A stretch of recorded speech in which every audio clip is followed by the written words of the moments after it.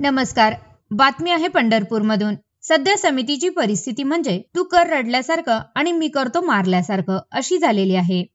पत्रशेड tender प्रकरणी झालेला गैरव्यवहार व मंदिराच्या गोशाळेमध्ये वासरांचा गेलेला जीव यावर प्रसार माध्यमांमध्ये बातम्या व ऑडिओ क्लिप प्रसिद्ध झाल्या.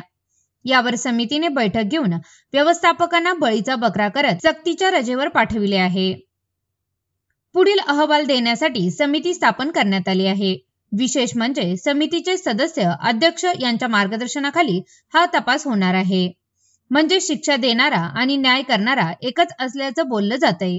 वास्तविक पाहता कार्यकाळ संपलेली समिती आणि राजकीय परिस्थितीने बोनसमध्ये मिळालेली पदे यांना अशा प्रकारची कुठली समिती गठीत करण्याचा अधिकार आहे का, हेही तपासण्याची गरज आहे. मतदारसंघाचे आमदार समाधान औताडे नगरपालिकेच्या गैरकारभाराविषयी विधानसभेत आवाज उठवतात. तसेच त्यांनी मंदिर समितीमध्ये लक्ष घालून समितीचे सदस्य सोडून इतर लोकांकडे पारदर्शक पद्धतीने ही चौकशी व्हावी यासाठी पुढाकार घेतील का, अशी चर्चा जनसामान्यात होत आहे. मंदिर समितीच्या गैरकारभाराविषयी माढा मतदारसंघाचे आमदार अभिजित पाटील हे आवाज उठवतात. पण मतदारसंघाचे आमदार समाधान औताडे यांनी मंदिर समितीमध्ये चाललेल्या गोंधळाबद्दल विधानसभेत शब्द देखील काढलेला नाही. याचं आश्चर्य व्यक्त होत आहे.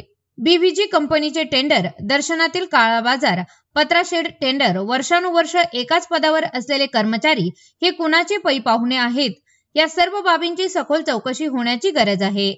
येत्या काही दिवसात पंढरपुरातील समितीचा पट्टा गळ्यात नसलेल्या सामाजिक संघटना रस्त्यावर उतरून ही घटनाबाह्य मंदिर समिती बरखास्त करा अशी मागणी करण्यासाठी आंदोलन उभे करण्याच्या तयारीत आहे.